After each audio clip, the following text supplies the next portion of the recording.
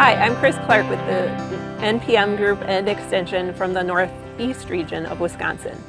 And I'm Dan Marzu. I'm the North Central Region Outreach Specialist with the Nutrient and Pest Management Program. So Chris, we're getting pretty close to harvest here, and a lot of farmers might be thinking about spreading manure. And one of those things that they should be doing is testing their manure, right? Yeah. Yep. So it's pretty easy for them to head out and go collect their samples themselves. A couple of things that they might want to take with is definitely obtain your manure sample bottles and then have your sample form.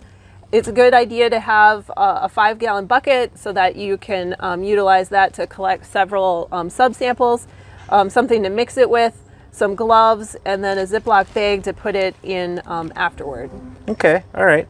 So what is the process of using all this equipment when you're out taking a sample? Yeah, in general, most of your manures are going to fall either into a liquid category or a solid category. We've got a giant pile of some solid manure behind us, so we can take a shovel or a fork, dig into it several different places at different depths. So don't just take everything off of the surface.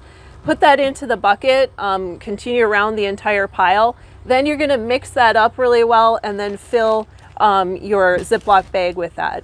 If it happens to be a liquid manure, it's probably going to work out really well if you can have some type of agitation in your lagoon going for at least 2 to 4 hours. If you don't have the ability to agitate that, I don't think you're gonna get as good of results because it just separates out too much. And 90% of the phosphorus is in the solid portion and 75% of the potassium is in the liquid portion. So we really want to make sure that we mix that up for the sampling.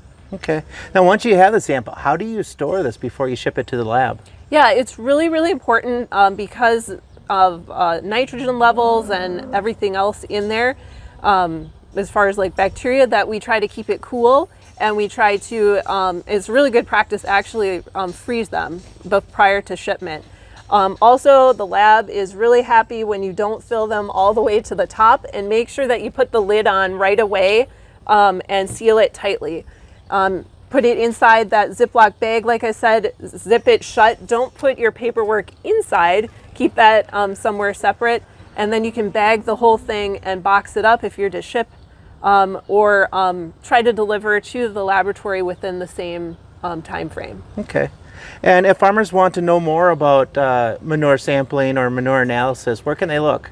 Yeah, so you can use A2809. There's a chapter on manure in there, or you can head to the NPM website, which is ipcm.wisc.edu, or head to your extension office as well. Great. Thank you, Chris.